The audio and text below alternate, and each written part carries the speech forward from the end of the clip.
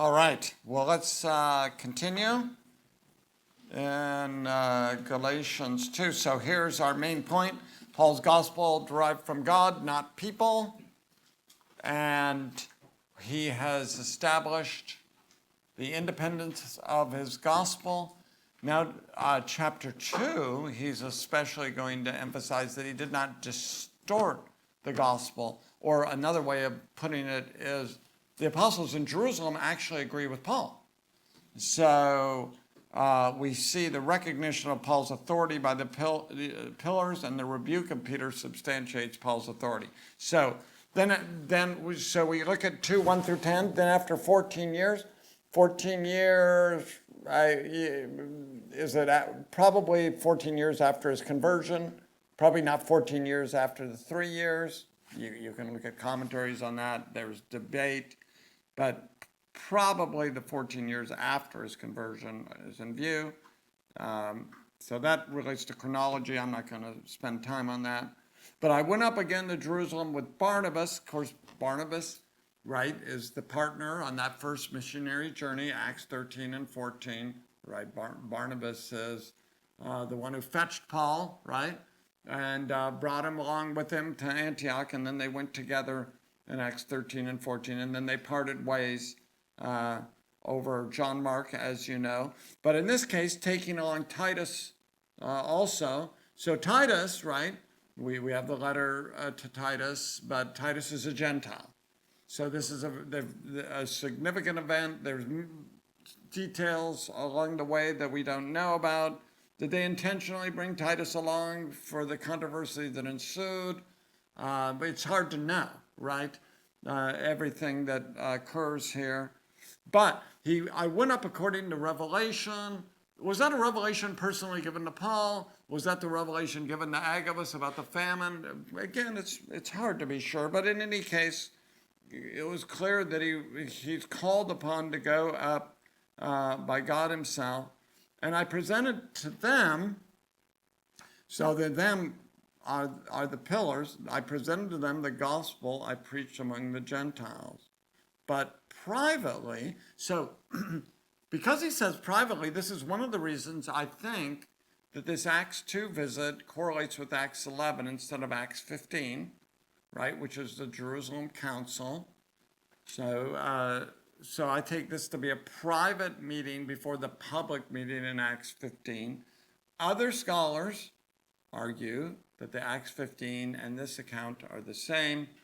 Again, that's a matter of more historical interest. I don't think it changes fundamentally in a major way how we interpret this anyway, so you can make up your own mind about that. But to me, it seems significant that this is a private meeting. Not the public meeting, but privately to those recognized to be leaders, which we'll see shortly. That's Peter, Cephas, James, the half-brother of Jesus, and John. So it's those three that I think he has in mind. I wanted to be sure I was not running and had not been running in vain. Now, this is a very interesting verse, because Paul had met Jesus on the Damascus Road. And now, is he saying, maybe I was wrong, right? I wanted to be sure I was not running and had not been running in vain, that my work was not futile. So I would suggest that it's impossible that Paul thinks that his gospel might be wrong, given what we've seen in chapter 1, given that Jesus Christ appeared to him on the Damascus Road. I don't think Paul harbored any doubts about the truth of his gospel. So when he says this, I think he has in mind the practical ramifications of Peter, James, and John disagreeing with him. In other words, Paul envisions the possibility of these three disagreeing with him and what it would mean for the future success of his gospel, right? So he looks at it, right, and says, if these three significant leaders disagree with me, everywhere I go, my ministry is going to be frustrated by people following me and saying, do you know that Peter, James, and John disagree with this? And then his ministry in many significant ways would be in vain. So I hope that makes sense. I think it's a pragmatic comment, that is of great significance. Paul is not looking at this. You might think, well, why would Paul even say something like this? But he's looking at it in terms of what might happen, right? Just as a human being. There's a recognition here of the humanity of the other apostles, right? Which we'll see later in this passage. In any case, Paul was not given a revelation in advance about how these people would respond to him coming to Jerusalem, even though they were apostles, right? So I think it's helpful to think this way. He just didn't float through life thinking, well, this is sovereignly appointed. Certainly all these guys will agree with me. He didn't know. He didn't know how they'd respond. Even though they're apostles of Jesus Christ, he didn't know how they'd respond to this meeting as he preached the gospel. So I take it Paul is absolutely convinced of the truth of his gospel. But what's going to happen when he arrives? But now Paul rushes to the conclusion.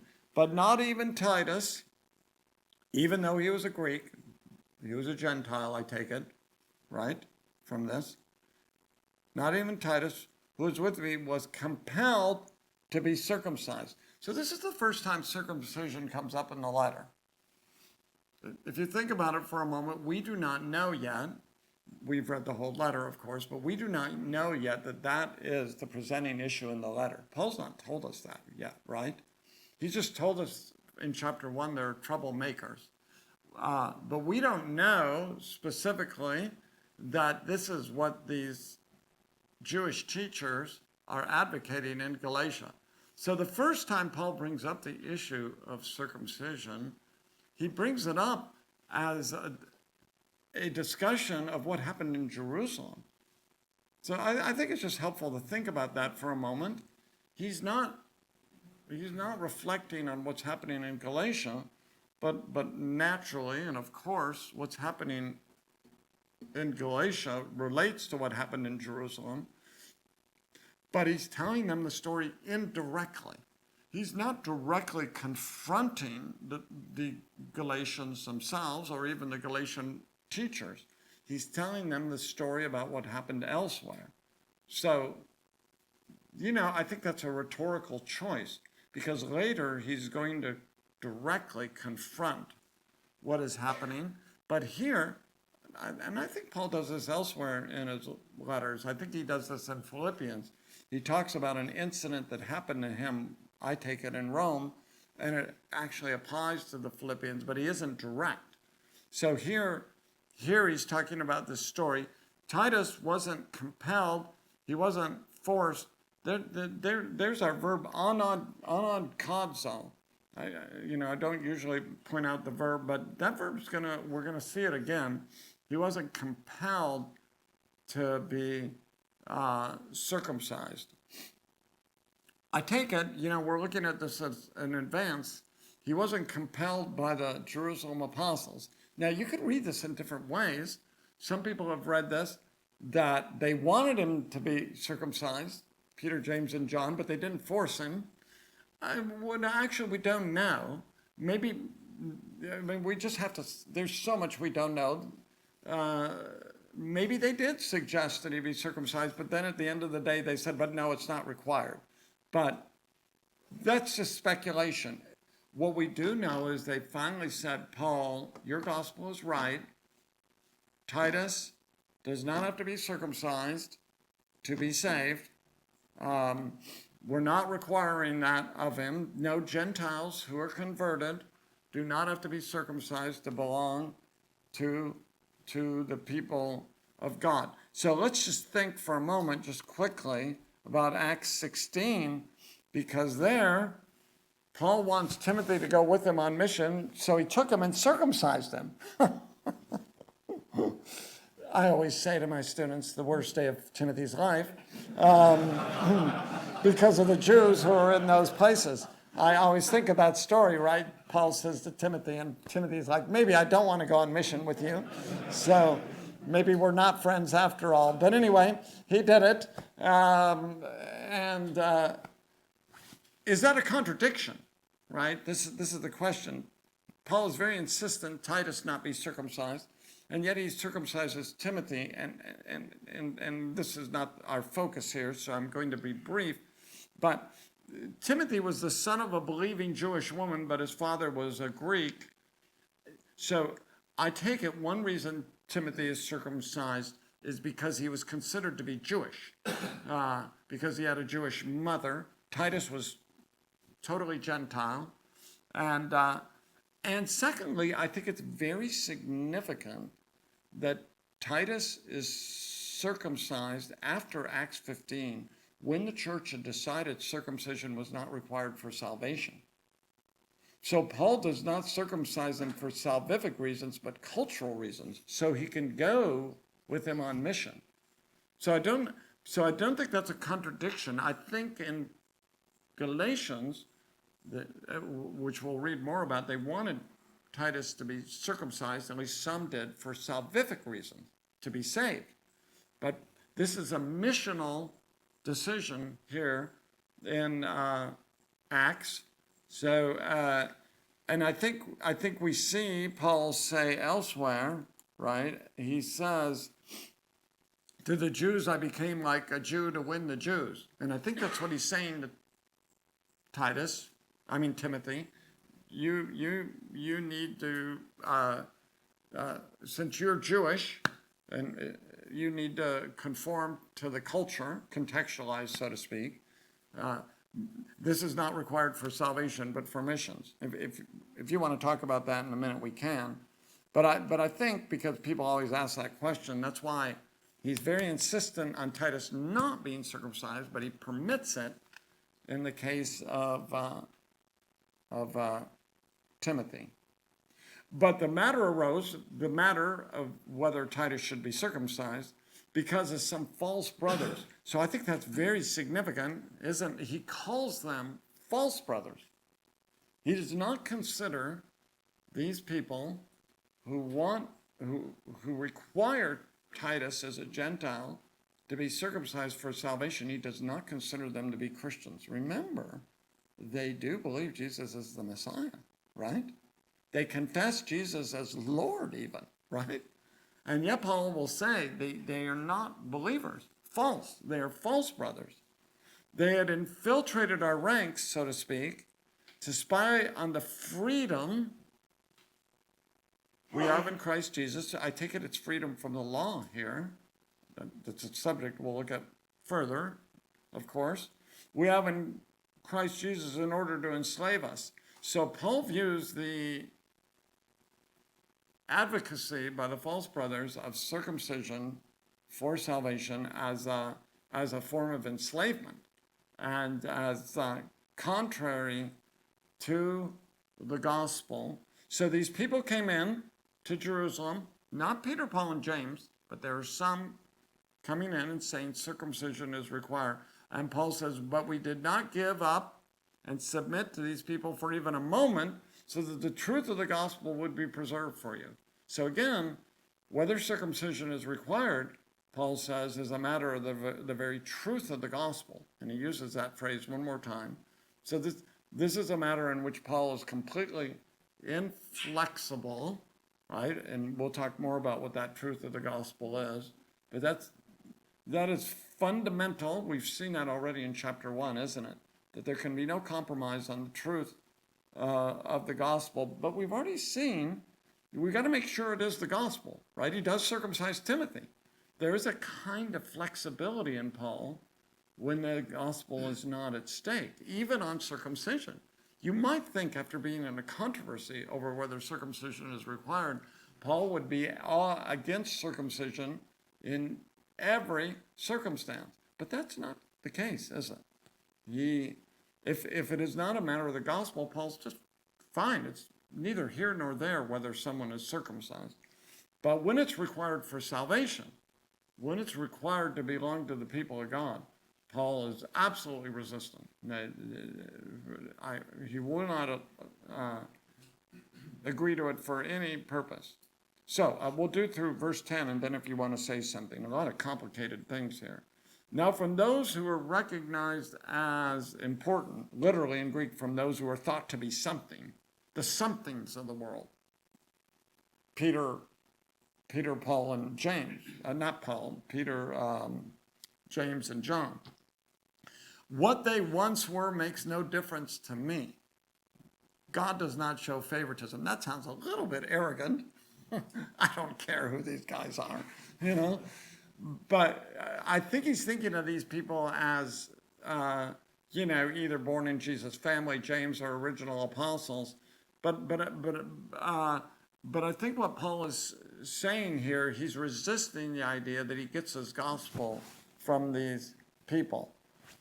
Actually, I think there's a good principle here that I want to mention. I talk about it in the book you got as well. What I see Paul doing is I think he respects these people, but he doesn't venerate them. I think that's a great lesson for leaders. I think leaders should be respected, but not venerated, because we're all fallible, right? So we don't, and of course, we live in a very, I don't know the Irish culture as well, but a very anti-authority culture. So sometimes, in the West, we have to say, you need to respect leaders, right? That's important. Leaders need to be honored. But also they shouldn't be venerated. The United States is a very celebrity culture, even in Christian circles. And that has led sometimes to serious problems because some of these leaders fall into significant sin, right? And sometimes they need to be corrected.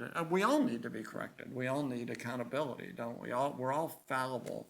We've seen, I don't know the UK scene as much, but we've seen in the US, right? Leaders who fall in significant ways and then people are very hurt and surprised. Well, of course, that hurt's going to be there. But we recognize that leaders can fall in significant ways, so we respect and honor them, but we don't venerate them. And I think that's what Paul's saying. Paul's saying, yeah, these men, God has done significant things through them, and they're to be honored in that way, but just because of their stature, just because of what they've done in the past, we're all fallible. That's a great reminder for me and for all of us that none of us have arrived. None of us is always right. I always say, I think all my theology is right. So do you. Everything you think is right. Otherwise, you wouldn't think it, right? But I know some of the things I say are wrong, but I don't know what those things are, right? Because otherwise, I wouldn't think I'm right. So then I know some things I believe are wrong, but what are those things? Well, if God tells us those things in the future, we'll find out, right? So anyway, what Paul says, they added nothing to me. Again, I don't think he's bragging, but what is he saying to the Galatians? That they didn't add anything to my gospel, right? My gospel was right from the beginning. There is no contribution I don't think Paul's saying I never learned anything from these men. I think he's saying the fundamental truths of the gospel, those fundamental truths I knew from the beginning. And there's been no change in that regard. So I think that's the main thought here. They added nothing to me. Another way of putting it is, Titus wasn't circumcised, right? That's the point. On the contrary, they saw that I had been entrusted, passive verb, right? By God himself, right? They saw that I had been entrusted by God with the gospel for the uncircumcised, just as Peter was for the circumcised. So they saw I had the same authority as Peter. So remember what these false teachers are presumably saying. Paul's dependent on Jerusalem, and he's distorted what they're saying in Jerusalem. But just as Peter was teaching, so I was teaching. We had different realms in which we exercised our ministry. Since the one at work in Peter for an apostleship to the circumcised was also at work in me for the Gentiles. Of course, the circumcised is another name for the Jews. Now, I just want to say here that maybe I'll wait till verse 9. When James, Cephas, and John, those recognized as pillars, there's the respect, right? Pillars. I think we have the idea here the church is recognized as a temple. We see that elsewhere in Paul, right? The church is God's temple. In a sense, they're the pillars of the temple. Ephesians 2:20, the church is built on the foundation of the apostles and prophets, right? These leaders played a very significant role. That apostolic teaching is the foundation. So they're the pillars in the temple. I don't think they're the only pillars. I think Paul actually could fit into that as well, but he's considering these men. So he respects and recognizes their role. So these very significant men who had such significant ministries in their own right, apostolic ministries, I'd say, they recognized, they acknowledged the grace that had been given to me. So this is very important, because remember what he said. If they don't recognize me, my ministry is in vain, pragmatically. In terms of the truth, I know I'm right. That's not arrogant, right? I know I'm right. Jesus Christ himself appeared to me. But it's very important practically that these men recognize Paul's authority and the truth of his gospel. And he says they did that. They gave the right end of fellowship to me and Barnabas. So this is so important for Paul's argument. No, I'm not dependent on Jerusalem. No, even though I'm independent, my gospel is true no matter what these apostles say. But by the way, and this by the way is important, by the way, they recognize the truth of my gospel. There's a sense here, right, in terms of the right use of the term. There's a right use of the Catholicity of the gospel, right? That is, there's the universality. I'm not talking about the Roman Catholic Church here, right? There's a universality of the gospel, that there's a partnership. You talked about the 122 churches in which there's a partnership, right? There's an agreement. That agreement, that corporate agreement, is very important. So they give the right hand of fellowship, and they agree that we should go to the Gentiles and they to the circumcised. So this is a huge moment in this letter for Paul, that there's this agreement, and he's a lot of the way there. He's almost ready now to start expositing what his gospel is, right? Because he's establishing, look, my gospel is independent. Actually, Jerusalem agrees with me. These false teachers are misleading you about what's happening, right? As we say in the United States, some people say fake news. That's been a very popular little phrase, right? I'm not making any political comments. But they weren't representing accurately what's happening. We think of this today. Wow, I don't know what this is going to mean with AI, right? Fake things going out, right? But it was even happening in those days. We'll have to wrestle with all those issues. I guess we're wrestling with them now, even to some extent, people doing that sort of thing. I just have to say, someone, about 2 years ago, somebody sent me a voice message from a pastor I love and respect, and it was like totally bizarre what he was saying. And my son works with him really closely, and I called my son, and I'm like, what in the world I'm going to call him Sammy. How was Sammy saying that? I go, that was insane. And my son, who's much smarter than I am, he's like, Dad, that was fake. He goes, that was sent to you as a joke. I was like, okay. What do I know? So, and I was like, okay, that made total sense, because what the guy was saying didn't fit with anything that he believed. they're misrepresenting Paul, right? Um, I do not think when it says, Paul goes to the Gentiles and they to the circumcised. I don't think that's an inflexible rule. We see later that Peter does go to the Gentiles, right? So I think that's, those were just general lines that were drawn. Paul concentrated on the Gentiles; they were concentrating on the Jews. I don't think this is some kind of legislation there. And then finally, they asked only that we would remember the poor, which I had made every effort to do. That was very important in the early church, that the poor, so these weren't offerings for church operations, which are fine, right? But these are regular collections that were made so that everybody in the community is cared for. That's a very important thing in the New Testament. We think of 1 Corinthians 16 for the poor in Jerusalem, that collection. Then we have 2 chapters in 2 Corinthians 8 and 9 about that collection. And then Paul revisits it again in Galatians 15. I mean, not Galatians 15, Romans 15. So that's a very important issue. All of those are about the poor saints in Jerusalem. Of course, in the United States and here we have social safety nets, but if people aren't being cared for, right, in our churches, physically and materially, what does Paul say in 1 Timothy 5? If you don't care for your own, you've denied the faith and you're worse than an unbeliever.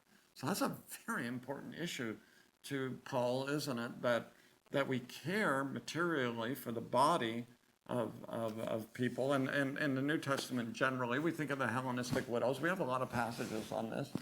So we remember how very practical life was in the early church and caring for people in these practical ways. And at least I say to our students, we don't know, if that social safety net that's there, at least for most of our people, will last. Economically, things could change dramatically very fast. And then the church, even now, we want to make sure people's needs are met. But this is a key part of what it meant to be believers and a great witness of believers in caring for the practical and material needs of people. And even now to care for the aged. Of course, my wife she's had just a remarkable ministry over the years. She has loved to go visit, especially older women, and she'll give them pedicures and visit with them. But now as I joke with her, I said, but now we are those people. So we're actually in that age group, although she's still doing that kind of ministry. But these kind of ministries are so significant, aren't they? Anyway, do you want to say anything about those 10 verses? Any comments, questions, reflections? Yeah. Can I just ask a question about your definition of apostleship? I know in the last session you mentioned about Matthias was brought in to replace Judas. He became one of the 12. Can you just flesh out as to your definition as to who qualifies an apostle? The 12, Paul gives a qualification in Acts, but then you've got Paul now coming in. Barnabas is also called an apostle. Yeah. The definition of an apostle. Yeah. Well, it's hard to know definitively all that's required. I mean, is it true in every case? I mean, Paul emphasizes that the resurrected Lord commissioned him. Did he do that with Barnabas? Maybe Silas was an apostle. It's hard to be sure. Of course, James had a resurrection appearance. So perhaps that's one of the requirements. Maybe that happened with Barnabas, and it's just not said that the resurrected Lord commissioned him personally. But even if that's not the case, there must have been some recognition by the church that these people had a special, unique authority that doesn't seem to continue after that time period. And apparently it's not required. Acts 1 says, right, you have to have been with Jesus from the beginning of his ministry to the time of the resurrection, but that's clearly not the case with Barnabas or Paul.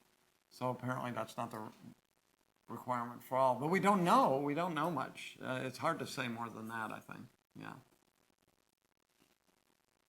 You mentioned it briefly, the fact that Paul was called to the Gentiles, earlier, to the Jews.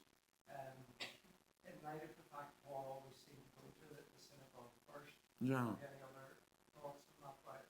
Why was Paul called to the Gentiles as opposed to the Jews? I suppose from our perspective, we would think, well, there's a Jew really well versed in the law. It would be very natural that he would focus on his own people. Yeah. I mean, I think this is a fascinating passage. In Acts 22, Paul's speaking when he's just been delivered from the mob in Acts 22. I returned to Jerusalem and I was praying in the temple. Now, he's relating an event that occurred earlier in his life, right? I fell into a trance.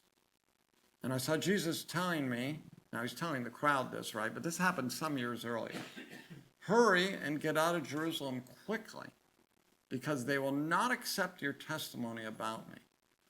But I said, Lord, they know that in synagogue after synagogue I had those who believed in you imprisoned and beaten. And when the blood of your witness Stephen was being shed, I stood there giving approval and guarding the clothes of those who killed him. And I take it that Paul's saying, Lord, I'm the perfect witness. And when they hear my story, when they hear I was so opposed and I've turned around, I'm the perfect apostle for the Jews. I think that's what Paul's saying here. Because they'll hear my story and they'll think, you're the guy, right? I mean, Paul will say, don't you understand why I've been turned around? And God says, go, because I will send you far away to the Gentiles. Then, of course, the crowd goes nuts, right? They start yelling and screaming and throwing dirt in the air. But I think the answer is, yeah, it's surprising. We would expect the seminary-trained guy to go to the Jews, but instead God reverses it, doesn't he?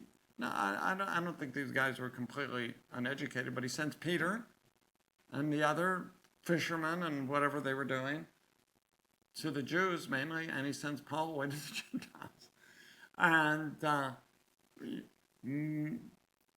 at least I'm just speculating, but Paul had to work through then, more particularly, what it meant to bring the gospel to the Gentile world in which we look 2,000 years later. That's most people, right? How many Jews are there in the world? What people say, I mean, I've seen figures between 13 and 20 million. And that's a small number, right? The world population, 13 to 20 million people who are Jewish.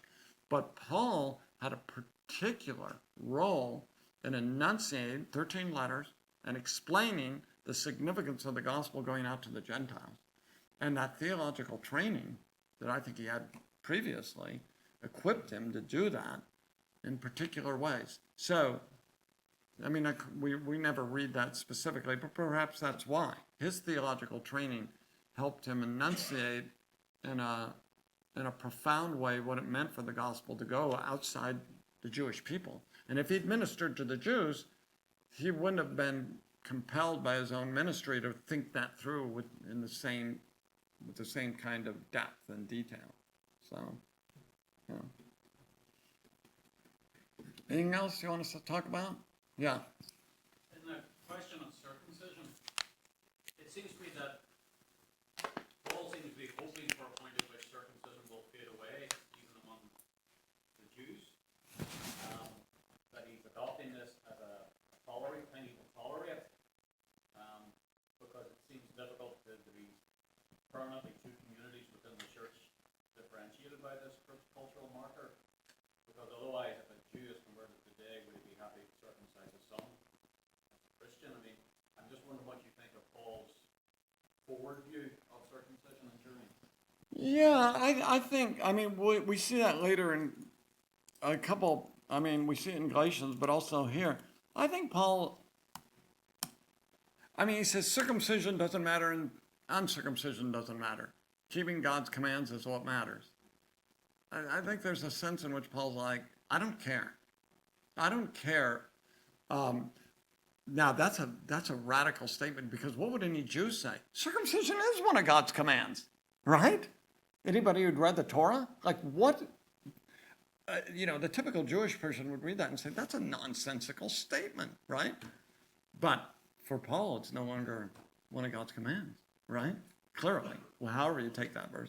But I think Paul says, so I think Paul would say today, you want to be circumcised for, people have different views, medical reasons, physical reasons, fine, whatever, but not for salvation. So I think he doesn't care as long as, and we're going to see that in Galatians. He says the same thing, right? In Christ Jesus, neither circumcision nor uncircumcision accomplishes anything. Whatever. I don't care. As long as it doesn't become a salvific matter. So I think Paul's fine. If you want to, I think he'd say to the Jews, if you want to maintain your custom of circumcising, fine. Just don't say it's necessary for salvation. As long as you don't say that, you can keep doing it if you want to, so. Is that coming out of the Old Testament, teaching on the circumcision of the heart?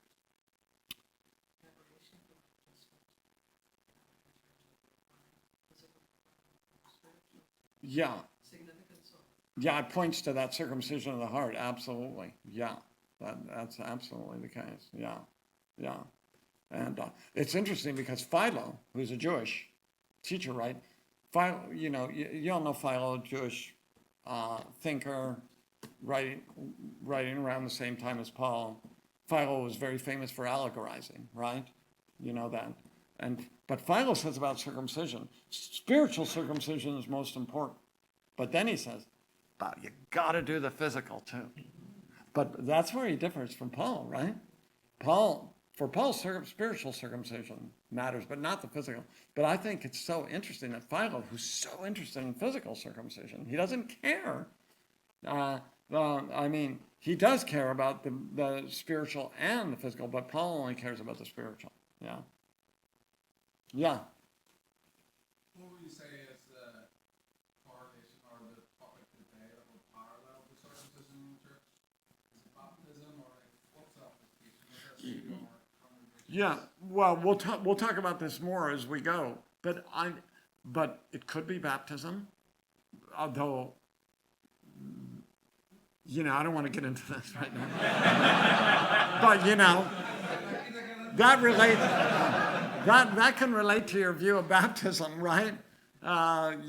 Because Presbyterians and Anglicans and so forth and so on, we have different views of how circumcision relates to baptism, right? So, yeah, Lutherans and baptism is such a complicated subject nowadays. But,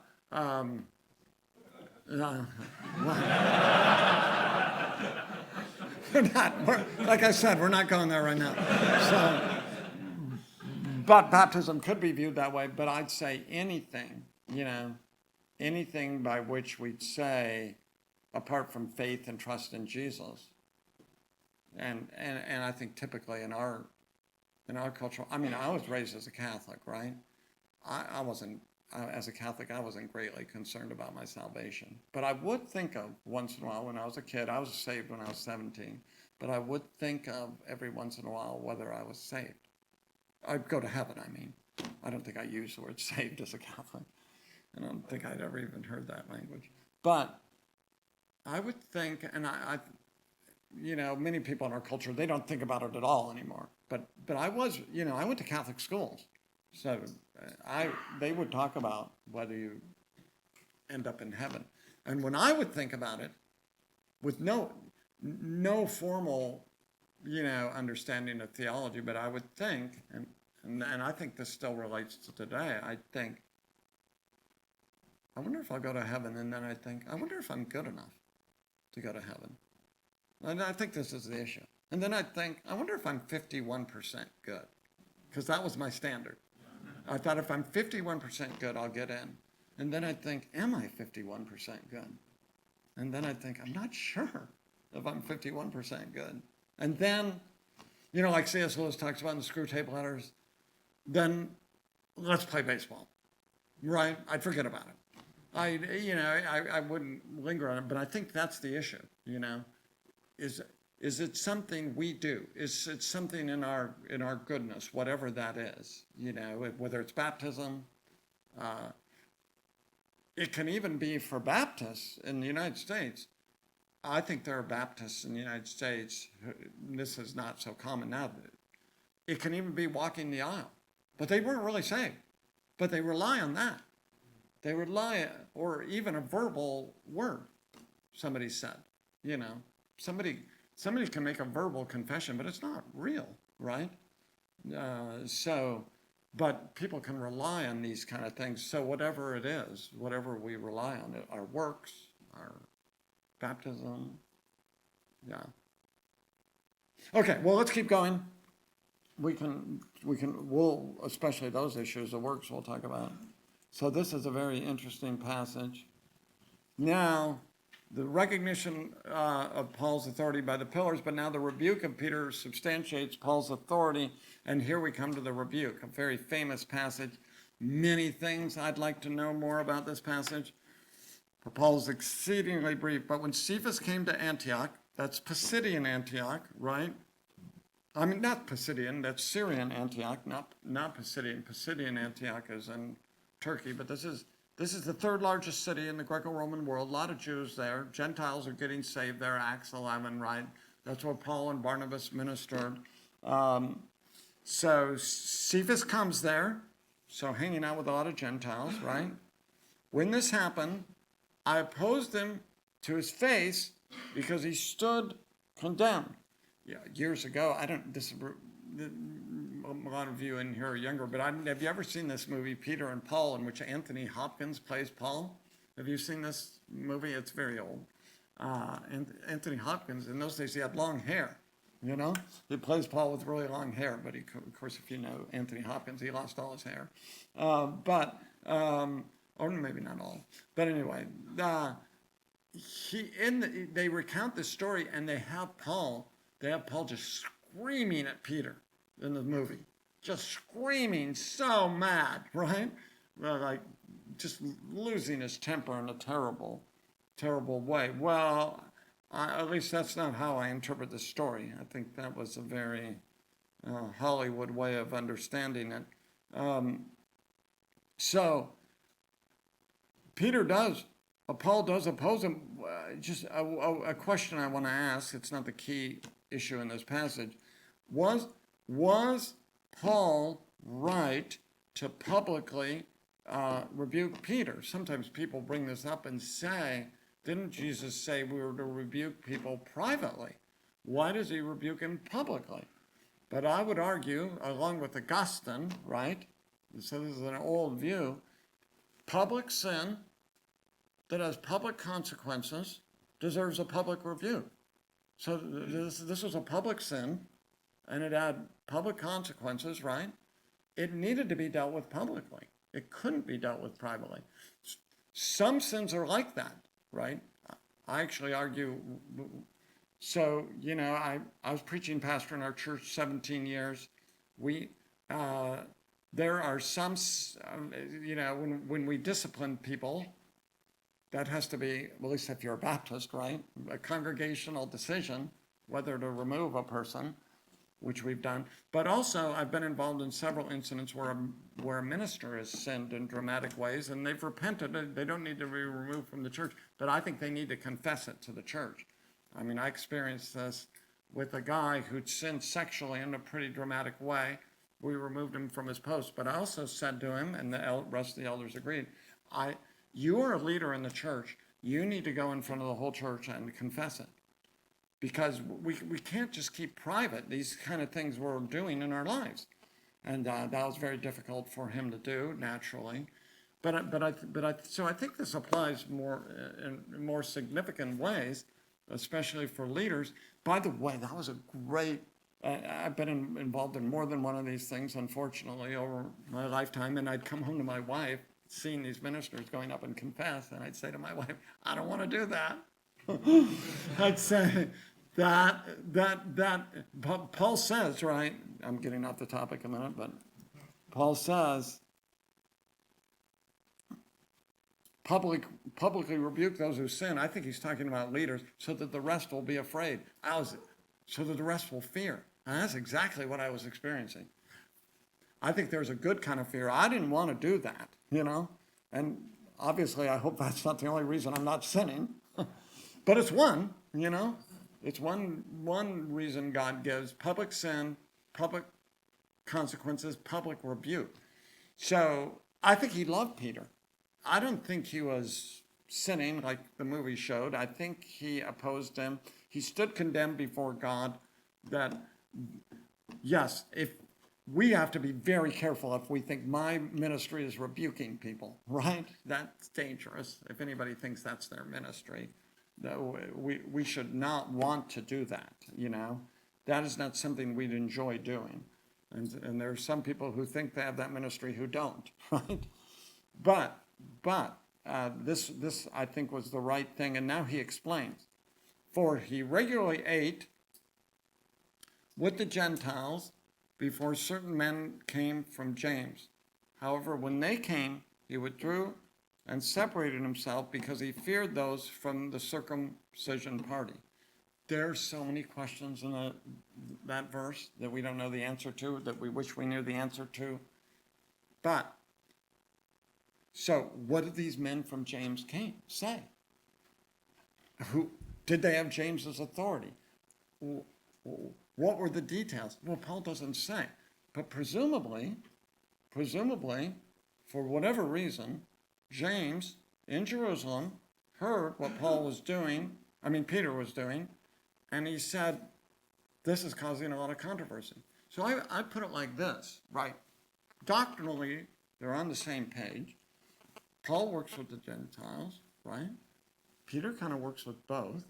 James works exclusively with the Jews in his ministry.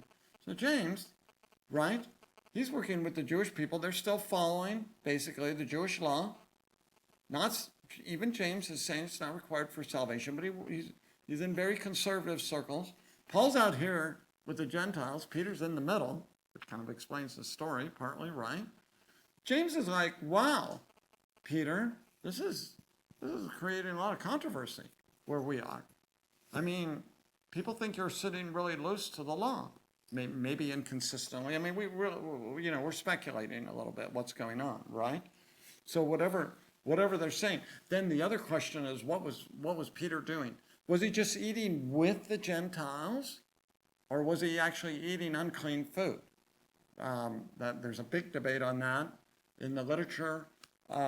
I actually think he was eating the food. Not everybody agrees with me on that. You make up your own mind, because the way I interpret his vision in Acts 10 and 11, right? Remember, the sheet comes down with all the unclean animals, and God says, kill those animals and eat them. And remember what Peter says?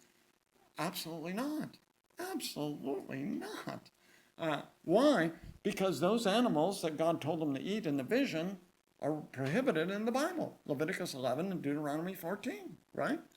So Peter says, I've never eaten anything unclean. There's so many fascinating things about that story, but one is Jesus and the apostles obviously always kept those laws, right? Jesus never said, hey guys, let's get off by ourselves and have a ham sandwich, No, they never did that, right? They always followed the law. Because when Peter gets this vision, he says, I've never eaten anything unclean. And he doesn't say, Jesus said it was okay. Actually, I'm going really fast here. But I think Jesus does. It says there, he declared all foods clean. I think that's a Markan comment where Jesus says, right, foods don't defile you. But I think Peter only understood that later. I don't think Jesus explicitly said some foods are going to become clean. I think that's a later reflection, because I believe the tradition that Mark wrote this gospel under the impetus of Peter. So if I'm going too fast there, you can talk to me about it later. But anyway, so I take this passage to mean Peter in Antioch was eating with the Gentiles and was eating their food. It's very hard to have fellowship with people unless you eat with them, right? Nowadays, I have celiac disease. I can't eat gluten, but nowadays that's very amenable, right? We can eat together. I can eat my gluten-free food. You can eat your gluten-free food. and we can have a meal together, but, you know, we live in the modern world. It's very hard, you know, it took a ton of work to prepare meals, right? It's a very difficult thing to do, to have different meals for different people. So to have fellowship together, you know, to eat together, I think Peter was eating the unclean food. However, when the people from James came, he withdrew and separated himself because he feared, literally, those of the circumcision party. He feared those of the circumcision. Now, here's another decision to be made. Who are those people? Are those of the circumcision the same as the men from James? It could be, but because that can just refer to Jews, but it could also be non-Christian Jews. And that's what I think it is. That's he's fearing those of the circumcision, and maybe, you know, speculating here, maybe James said, we're going to get in trouble with our Jewish friends, right?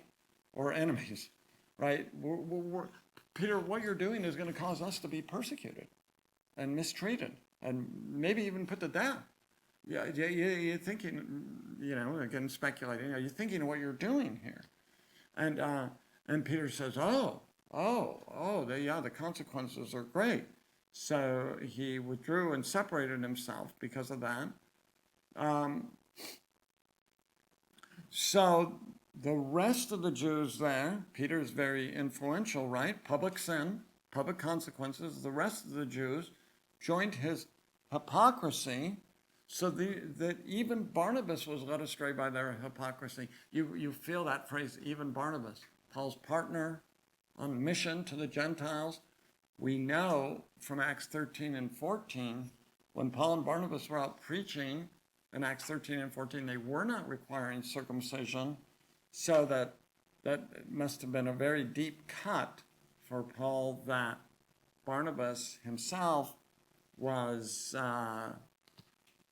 giving way. So here, that's the situation. Now,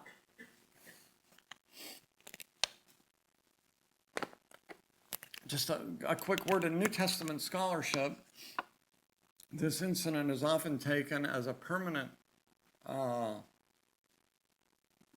division between Peter and Paul, that Peter and Paul go their different ways from this point on, not typically evangelical scholarship, but in New Testament scholarship, and that they don't reconcile. But I would actually argue that's obviously there are differences here, but I think it's a misreading of the text. The text doesn't say that Peter and Paul had a different theology. It said that Peter acted out of fear and hypocrisy, play acting, right? Not living according to his convictions. These New Testament scholars who say that, they actually, I think, disagree with the text. The text doesn't say Peter and Paul had a different theology, but that Peter acted contrary to his convictions and out of fear. And they just read this text and they say, no, that's not what happened. But for the life of me, I don't know how they know. You know, I'm trusting, of course, I trust God's word is true in any case, but I also want to say you're 2,000 years away from this event. And this is sketched in, it's very, very brief. I don't claim to know all the details, but he doesn't say that Peter had a different theology, so I think they just read that into the text. So, you know, you may not be familiar with this, but this has had a huge influence in New Testament scholarship, this reading that Paul and Peter actually disagreed here. But I don't think they actually disagree. It's that Peter's operating out of fear and out of hypocrisy. Furthermore, we aren't told how Peter responded to this rebuke, right? We're going to read the rebuke in a moment.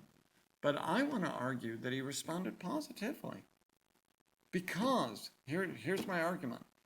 What he says in 2:1 through 10, that he and the pillars agreed on the gospel, is meaningless if when it comes right down to it, in chapter 2, verses 11 and following, Peter ends up disagreeing with Paul. That earlier agreement was it's a charade because the false teachers could say, well, look, when it comes down to brass tacks, when it came down to a specific situation, you and Peter didn't agree. So why doesn't Paul tell us that Peter and him reconciled? Because that's not the point of the story. The story's for the Galatians. It's not about Paul and Peter's relation. Plus, so you can never win in this game, by the way. Plus, 2 Peter 3, Peter commends Paul. Well, why can you never win in this game? Because many of these New Testament, well, virtually all of these New Testament scholars would say Peter didn't write 2 Peter, you see? So you can't win there either, because they say 2 Peter wasn't written by Peter, but I disagree with that too. And then another text that I think is very significant, talking about the resurrection, which I think is a later text, he mentions right here, right? He mentions Jesus appearing to Cephas and to James, and he mentions the gospel, right, in this passage, and he says, whether then it is I or they, so we proclaim and so have you believed. We all preach the same gospel. So I don't think it's true that we have any permanent disruption between Paul and Peter, and the reason he doesn't go there is because Peter agreed, and this is for the Galatians. So that's a little side note about New Testament history. Here comes the rebuke. But when I saw that they were deviating from the truth of the gospel, so there's that phrase. Where have we seen it before? We saw it here with the false brothers, right? The false brothers, they wanted Titus to be circumcised, and that related to the truth of the gospel. So Paul does not view this as a minor matter. This is huge. I told Cephas in front of everyone, public rebuke, right? If you, who are a Jew, live like a Gentile, I think that means you're eating unclean food, because it's totally permitted, because we're not under the food laws anymore. They're passé, right? You live like a Gentile and not like a Jew. How can you compel the Gentiles to live like Jews? Now here's the other thing. He uses this verb anadkadzo. So right, there it is again. It's the word compel. That is the same word, remember? Up here? These false brothers wanted to compel, same verb in Greek, they wanted to compel Titus to be circumcised. So why does that matter? Because I think what Paul is saying to Peter is, Peter,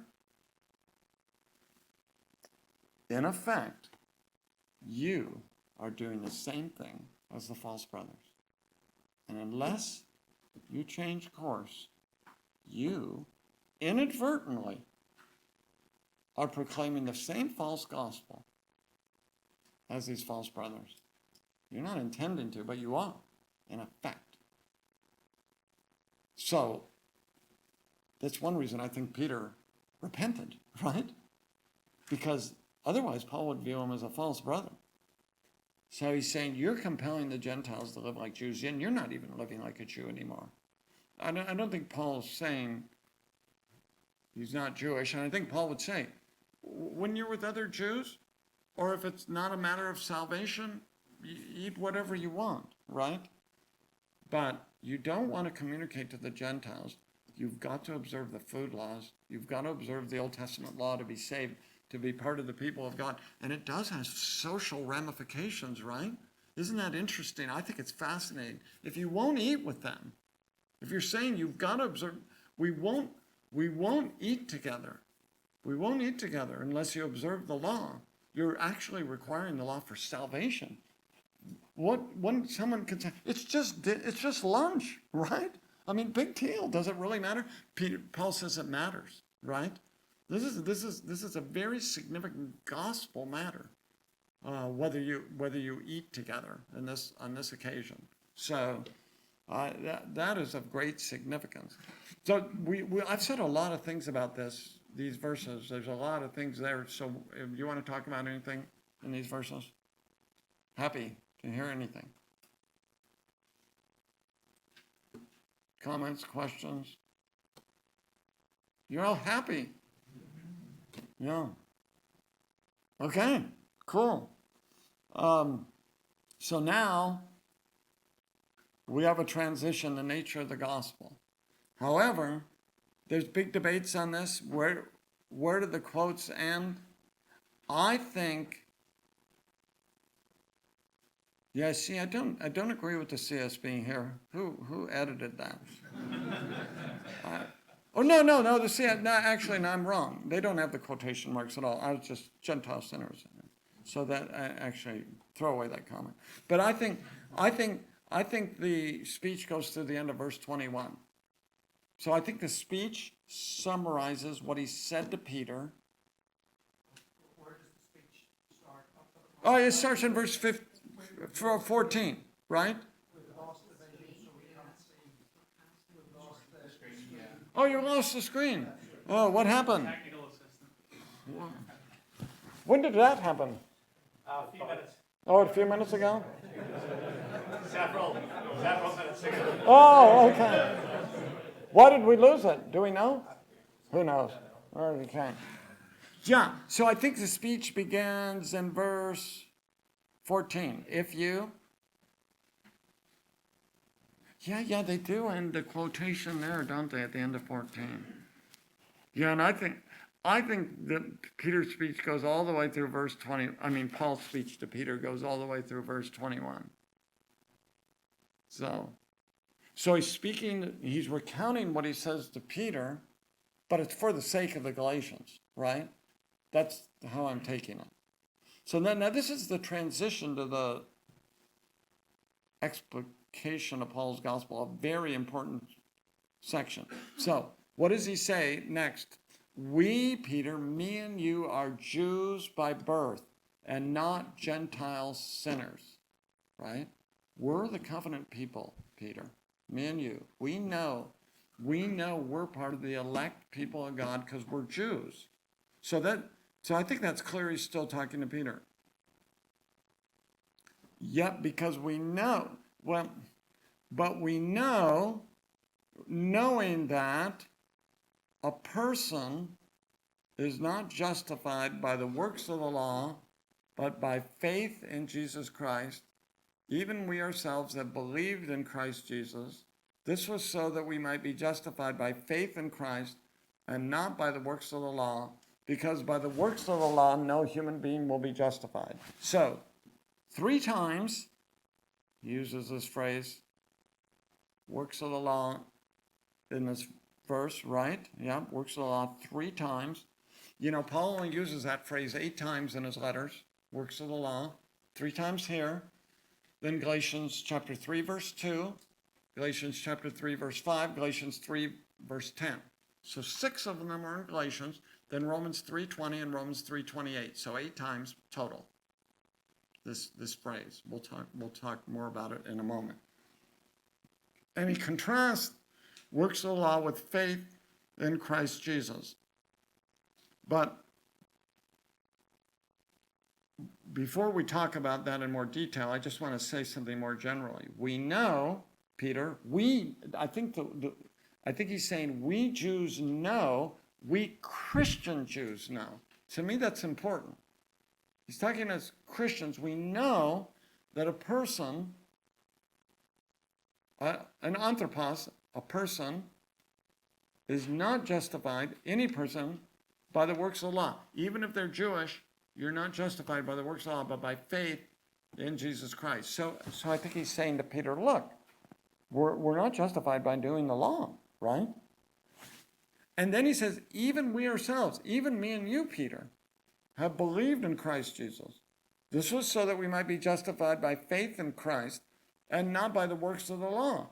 Because by the works of the law, no human beings, but actually in Greek it's no flesh, right? No sarx, pasa sarx, no flesh, no human being will be justified. So I think what Paul is saying here to Peter is, Peter, you're a Christian. You know this. But do you see what you're doing here? You're in effect saying that Gentiles have to keep the law to be saved. But you know that we as Christians, we know that's not true now. So he's confessing, he's saying, you know what it means to be a Christian and what we believe as Christians, Peter.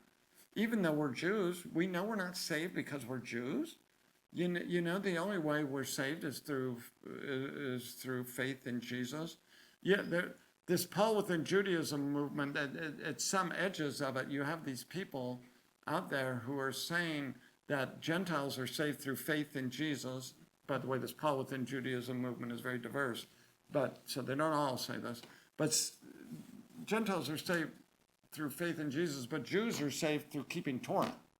So there are some of them arguing that.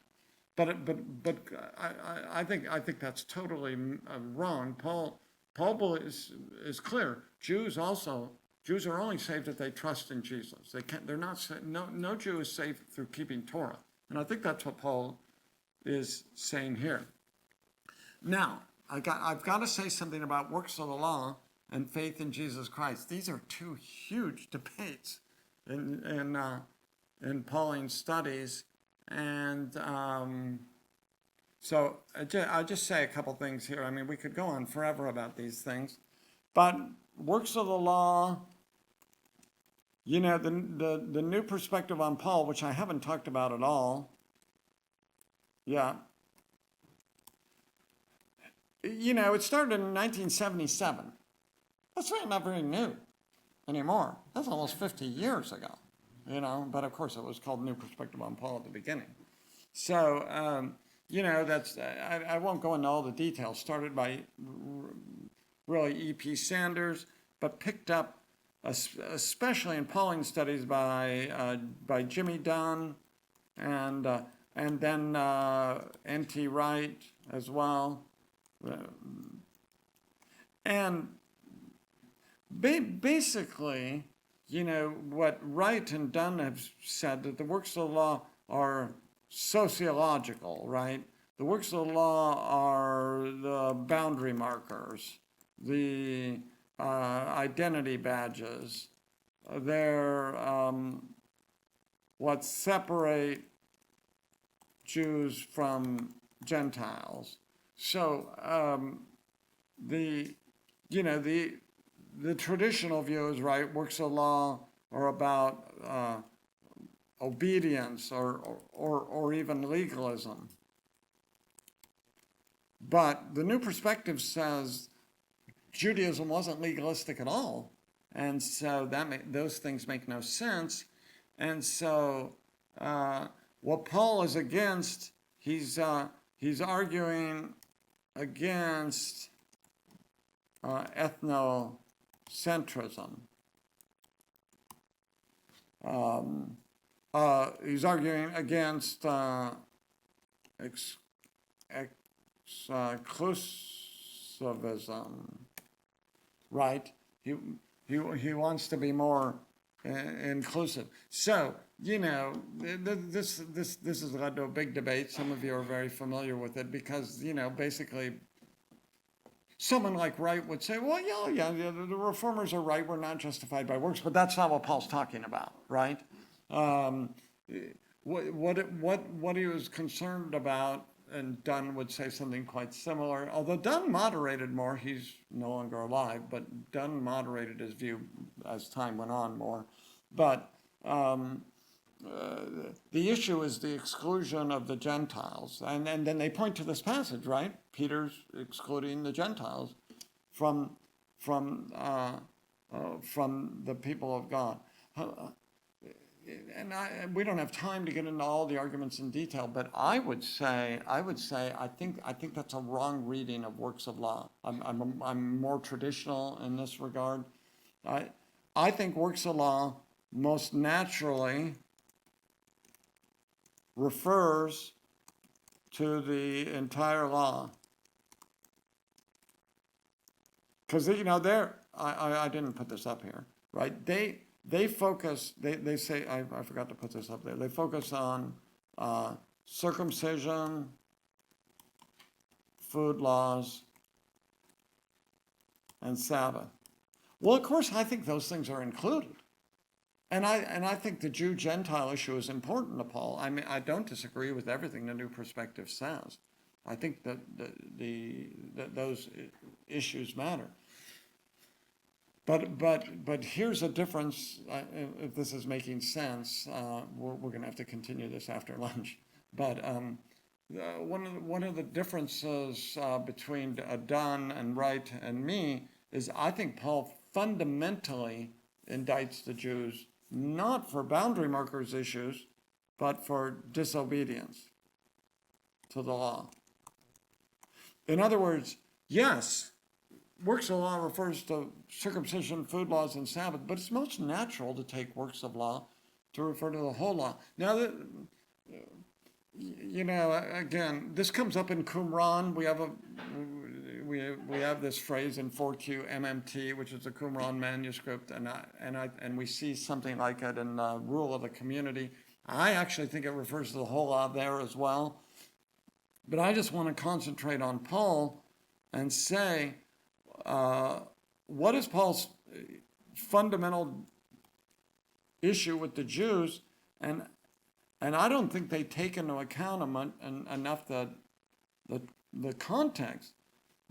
So everything's debated, so I can't enter into every debate. But he's speaking, I think, here to the Jews. Most interpreters agree. You then who teach another, don't you teach yourself? You who preach you must not steal, do you steal? You who say you must not commit adultery, do you commit adultery? You who detest idols, do you rob temples? You who boast in the law, do you dishonor God by breaking the law? Now, this is a very abbreviated account of, I think, of what Paul typically preached to the Jews. But notice, these are moral infractions of the law, right? So when he wants to zero in on what's wrong, he says, your problem is you break the law. I don't think the fundamental problem is legalism, trying to earn God's favor. I think that existed. But look at Matthew 23. Not now. But if you look at Matthew 23 and what Paul's saying here, the fundamental objection of Jesus against the Pharisees, and Paul here against the Jews, is you don't keep the law yourself. Their fundamental argument isn't that you're legalistic. I think there's some of that. Their fundamental argument is you're disobedient. You don't keep the law. And I think that's very clear what Paul is saying here. So, because I think Romans is a little more helpful here, although I think we're going to see it in Galatians, but it's a passage we're coming to.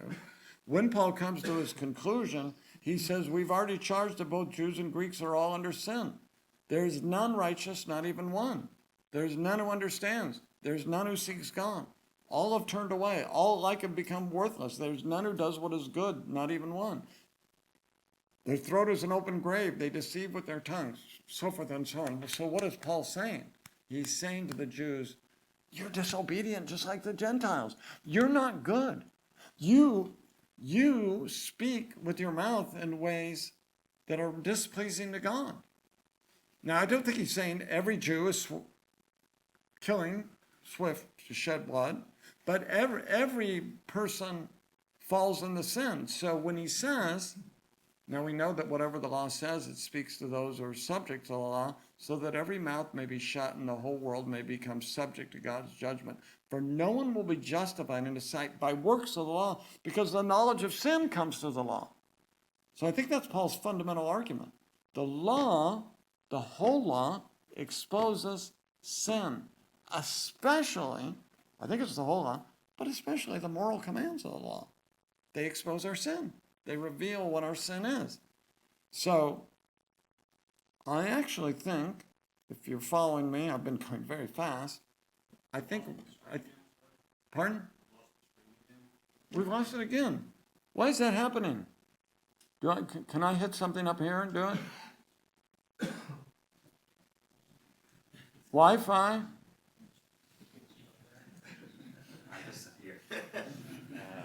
What did you do? Yeah, I'm the problem. No, you fixed it. So screen mirror and then just hit room 3. Oh, screen mirror. He healed it. Am I causing this? Yeah, I'm free of guilt. I've not committed any sin. So anyway, yeah. So I think the fundamental problem is not actually sociological but theological. Yeah. So yes, there's a sociological dimension to Paul's thought, no doubt. I'm not saying the new perspective is totally wrong, but I think they're wrong fundamentally about what Paul's complaint is about disobedience, right? It's that people fail to keep the law. So do you want to ask me anything about that? Because we're almost time for break. So this is a good time. Any questions on that? Does it make sense?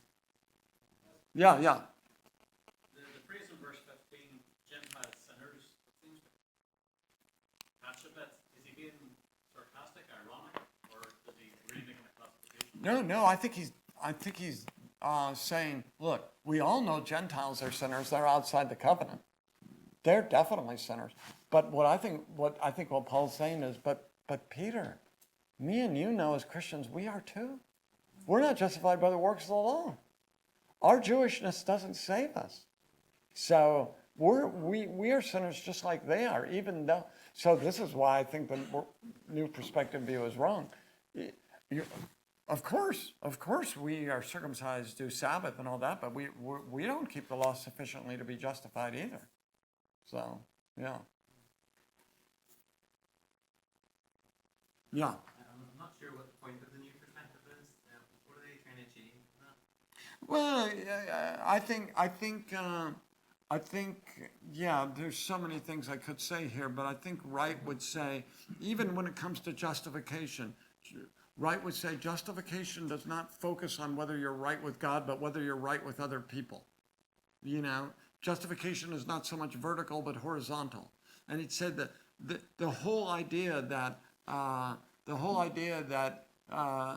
you can't merit God's righteousness, the Reformers emphasize, that's not what Paul's even talking about. But I want to say, yeah, I think that is what Paul's talking about.